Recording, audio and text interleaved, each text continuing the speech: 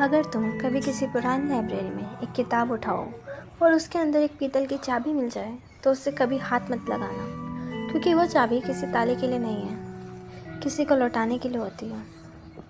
एक लड़की ने लाइब्रेरी में एक पुरानी नेमलेस किताब उठाई।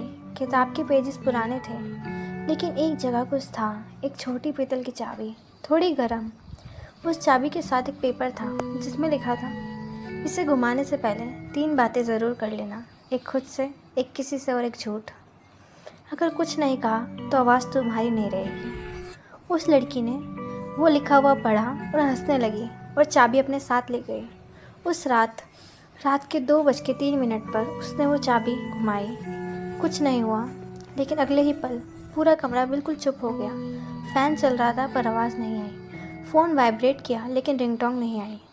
उसने बोलने की कोशिश की, मुंह हिल रहा था पर आवाज़ उसकी नहीं थी। उसने मिरर में देखा और तब उसने एक और चेहरा देखा, खुद का, पर आँखों में कुछ और था।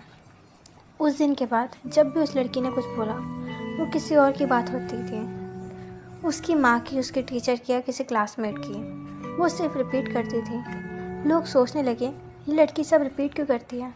और एक दिन जब एक लड़की चिल्लाई, तू खुद कब बोलेगी, तो उस लड़की ने पहली बार खुद की आवाज़ में कुछ बोला, मैं तब चुप हो जाऊंगी जब तुम मेरी जगह बोलना बंद कर दोगी। उसके बाद कोई उससे बात करने की हिम्मत नहीं करता था।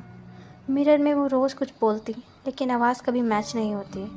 और एक रात उस चाबी पे एक नई लाइन लिखी दिखाई दी, तुम अंदर हो तो ये बोल कैसे रही हो। तब समझ आया, वो लड़की जिससे हम बात कर रहे थे शायद वो अब एग्जिस्ट ही नहीं करती। आज भी अगर कोई उस किताब को खोलता है तो लोग कहते हैं अंदर चाबी है और पीतल अब भी गर्म है, पर अगर तुमने उसे घुमाया तो या तो तुम बोलना बंद कर दोगे या तुम सिर्फ दूसरों की बातें दोहराओगे।